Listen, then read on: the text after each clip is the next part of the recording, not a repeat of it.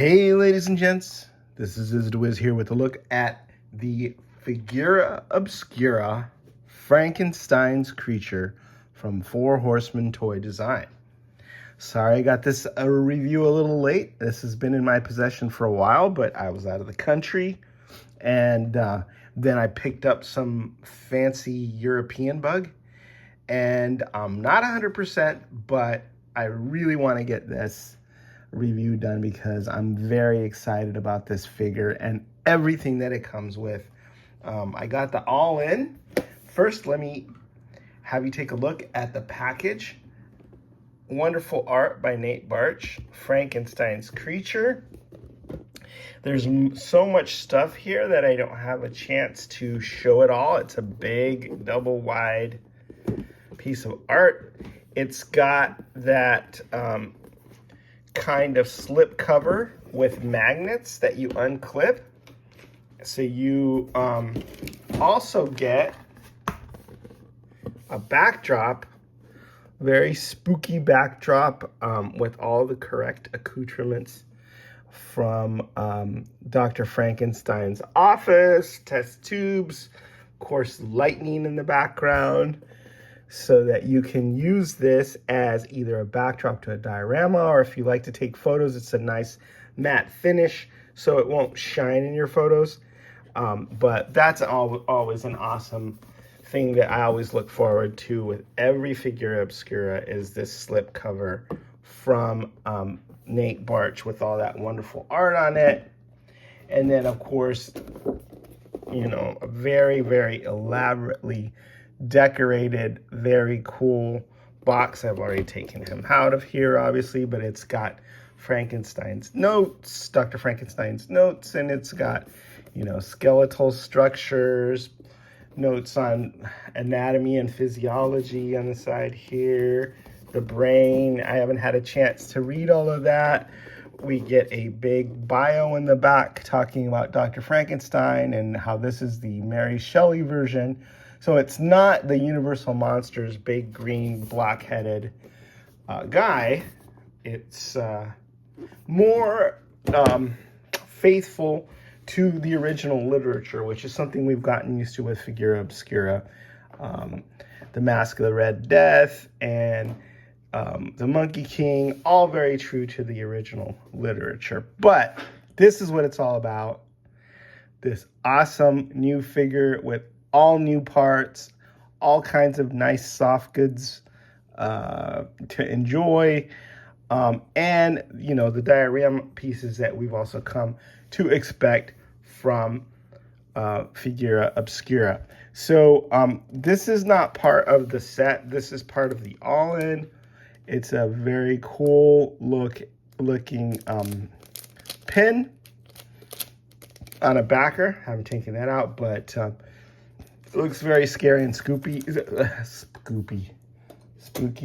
And then we have this, the mug, Frankenstein's creature in the front of that. In the back, the Figura Obscura with all the purple lightning. It says made in China on the bottom. What I'm told is that I don't believe it's microwave safe, but you know, these are collectible mugs. You can use them, but I wouldn't recommend, you know, scrubbing them that hard or putting them in the dishwasher, and never put them in the microwave, obviously, because,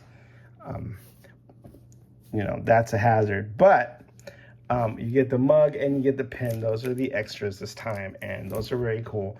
But just the set here, not everything that's displayed is part of this set because it would never fit in the box, but I'll go through and I'll show you all the extras, and we get a ton of them.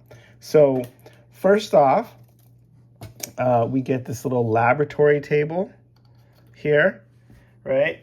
And I love the way it has this bottom part because it's very industrial. Kind of reminds me of a dental practice. And, you know, you can use these with Molar from Masters of the Universe Classics, I'm sure, as a dental table. It's got, I don't know what this is, but it has a wire. I imagine you crank it and it generates electricity to bring his, muscles and tendons to light. And if I had read the original Mary Shelley's Frankenstein, I'm sure I would be able to tell you what that is. But you get the and then there are these canisters. I don't know if it's gas or what, but you get 3 of those guys. And then, like I said, again, the table fits in there snugly and, can be used for, obviously, this diorama or many other kinds of dioramas anytime you need a table to just kind of set stuff up in. Now, I'm going to go through a lot of this stuff first because it just comes with so many extras. First of all, you get some multiple heads. You get a bald head with a big scar on it. I love that one. I have seen other people just strip him down to a, take his cloth pants off, put that head on, and then put this sort of a loin wrap, or for lack of a better word, diaper piece that came with Figura Obscura on him. And I've actually seen him mash them up with the pieces from the Bastet and Anubis set.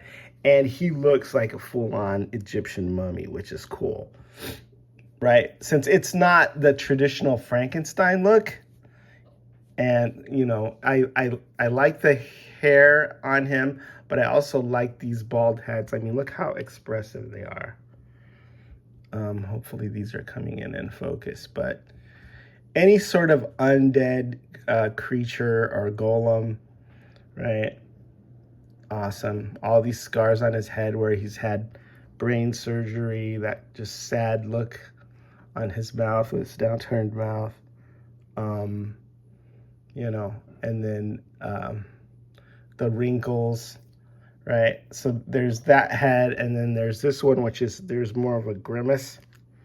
So, he's angry or he's having a bad day. I think this might be one of my favorite of the heads. And like I said, I'm going to try turning him also into a mummy and see how that looks.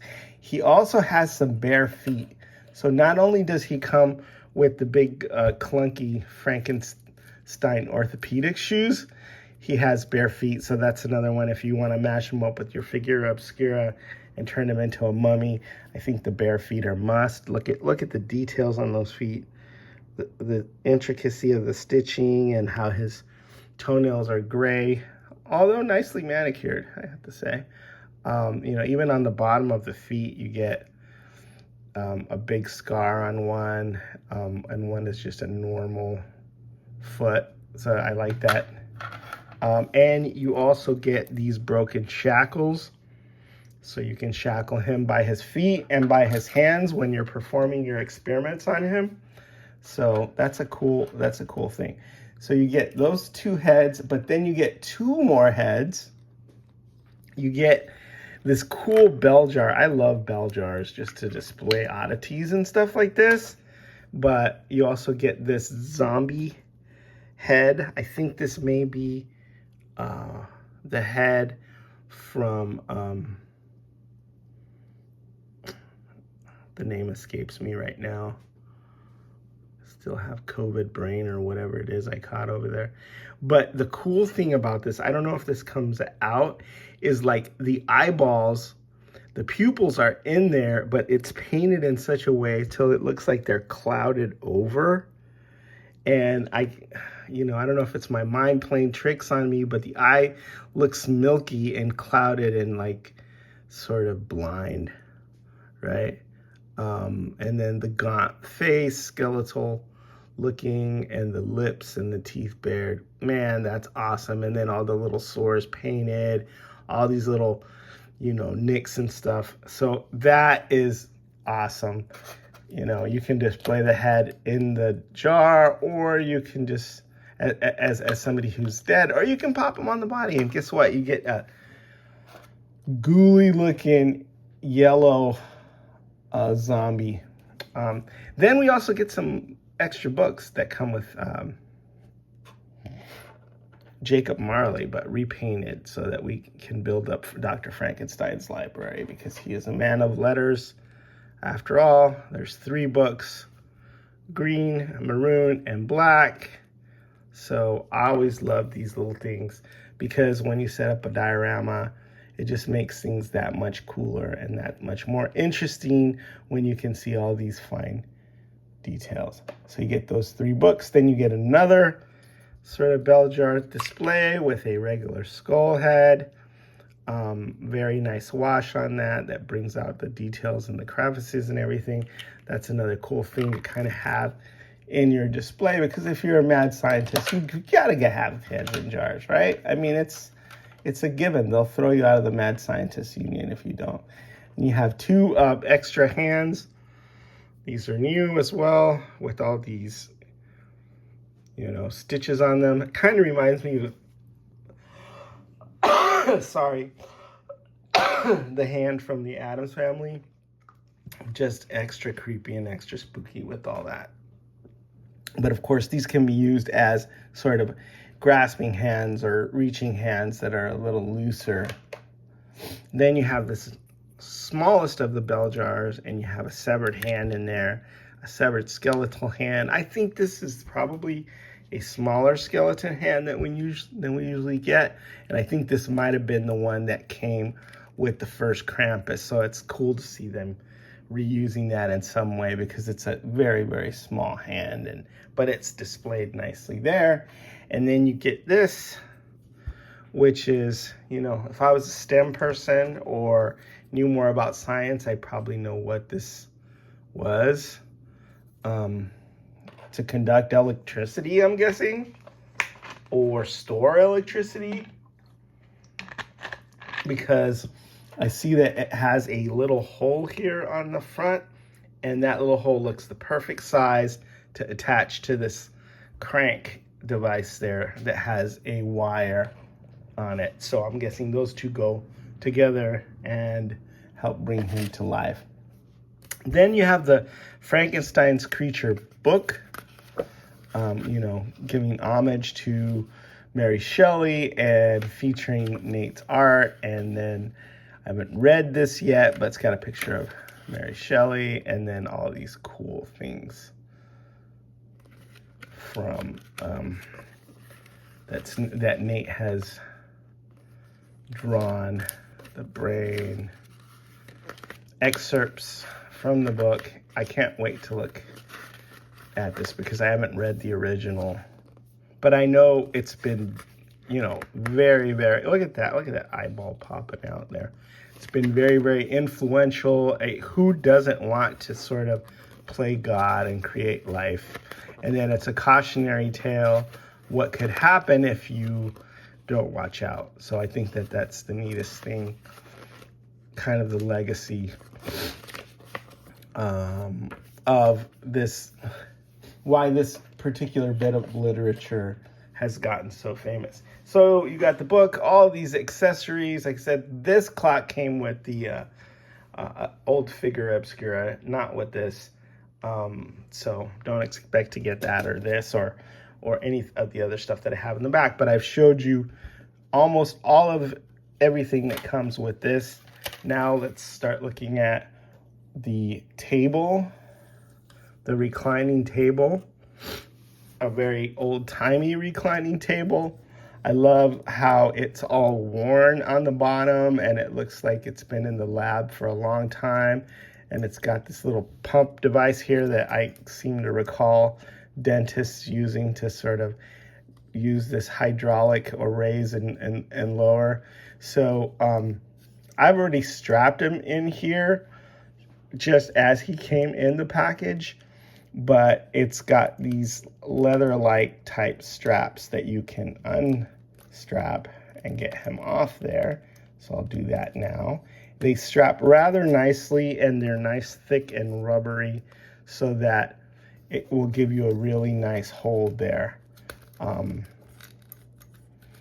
And the holes, they really fit in there snugly. So, you know, take care when you're taking him out and putting him in, because you don't want to put undue force on there. But the straps are really, really sturdy.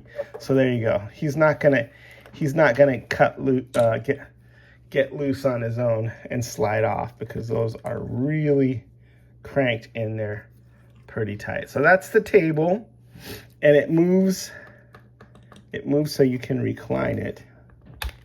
See, it's got a click there so you can make it horizontal, and then you can you know, go like this, which I think most people will display him if he's on the table.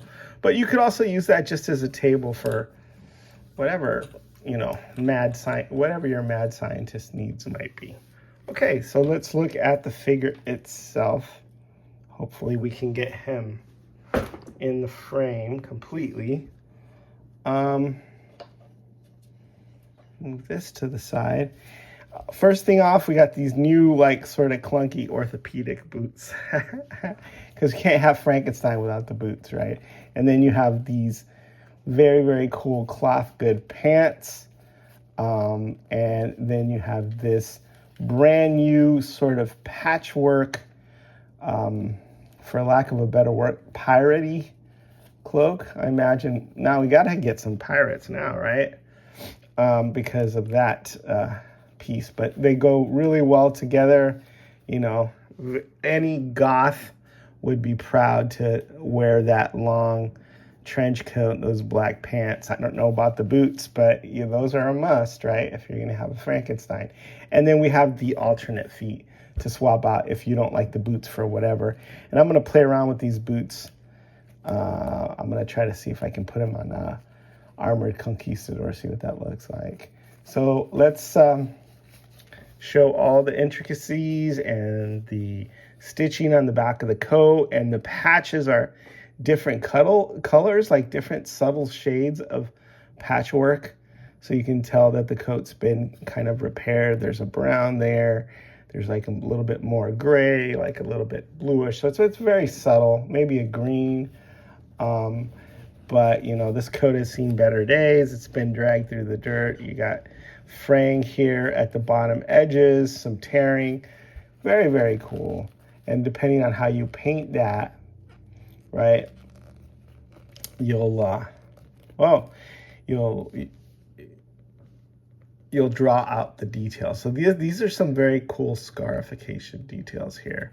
Like that's obviously where he was cranked open. They crank the chest open and mess with the internal organs, right? I like this belt. It's a very, very simple piece of twine. It looks nice.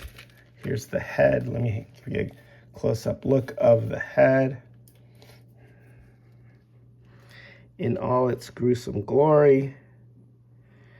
Again, stitching on the forehead, wrinkles and scars on the face, sort of a grimace. It's very ghouly and scary, right? Look at that. So the other thing is the hair, it is nice and pliable, so it's not going to interfere with the range of motion in any way. So what I'm going to do is I'll show you the arms first. The arms also have all this cool stitching detail, and so do the hands. He's got a couple of these shackles on his wrists, of course, because he's going to need to be restrained once he knows, you know, who he is and what he is. He gets some anger issues. There's popping and swapping feature. He took off that one arm so I could remove the coat, and then you could see the bare torso. This coat, I imagine, is going to be really popular for customs and the like. And I imagine a lot of people are going to buy multiples of this guy just because you can make various kinds of scary monsters with it. Here's a more contemplative look with the alternate head. I do notice that the joints are very, very stiff, and that's a good thing. They're nice and tight, so he'll hold a great number of poses. Somebody mentioned that this The back of this torso doesn't have any shoulder pauldron holes, which is really unusual for figures in this line, but you don't really need an armored Frankenstein or an armored monster or ghoul, so that's nice, and it's nice that it doesn't break up the sculpt, but he does have like these massive scars in his back, right? So that's him with his more contemplative face, and then the face that I think is my favorite would be this one here, the angry face. Thinking, let me remove his feet and replace them with the alternate feet. And then, see here, see how that looks. And the other thing is I'm going to do is I'm going to slip off his pants. Da-da-da-da-da.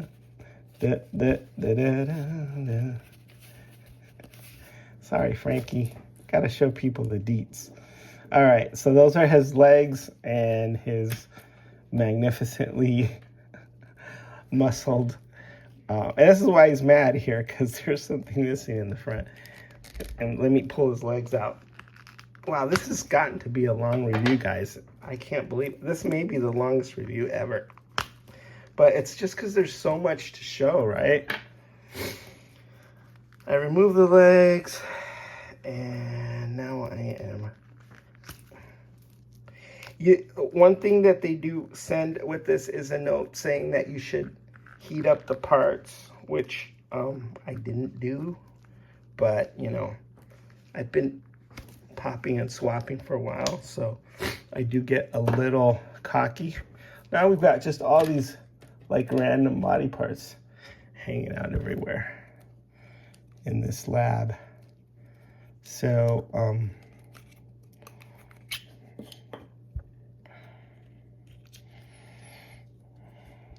that's his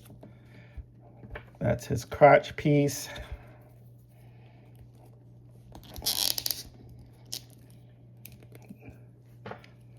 The sound of popping and swapping.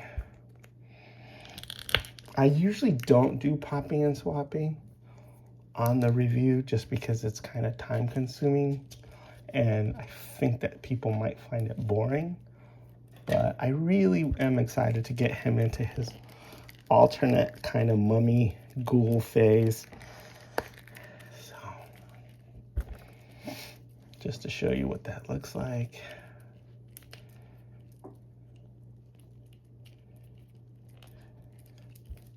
So you can see like it's a completely alternate type look. And if I was going to do a mummy, I'd remove the shackles. But that was the one thing that I thought was the coolest that I had to recreate when somebody, I don't remember who, on the Cabal, map, took the Figura, Obscura, Anubis parts and just turned him into an Egyptian mummy. Because, you know, a lot of people say, well, it's not going to be able to be all that versatile because he has all these stitches on his body. Well, he might, because think about it. I mean, the Egyptians removed the internal organs and replaced them in canopic jars. So, you know, yeah. So here's the Anubis Figura Obscura. And if you take this piece, some other pieces, and put it around his neck, he looks like a mummy for sure, like a rampaging mummy. So anyway, I'm almost at 25 minutes with this review. Here are the pants, here are the belt. Look at the nice touches. There's some wearing here. Cjism put on there. Cjism does the soft goods. There's some tears and different things, but these are the perfect iconic Frankenstein pants. He's got the perfect iconic Frankenstein boots, and then, you know, this one's gonna be an Egyptian mummy for me without the shackles on the arms and the legs. So a lot of fun, great set. Congratulations to the Four Horsemen. Congratulations for Nate Bartsch for once again knocking it out of the park when it comes to all the art. Great job all around. Is the Wiz signing out.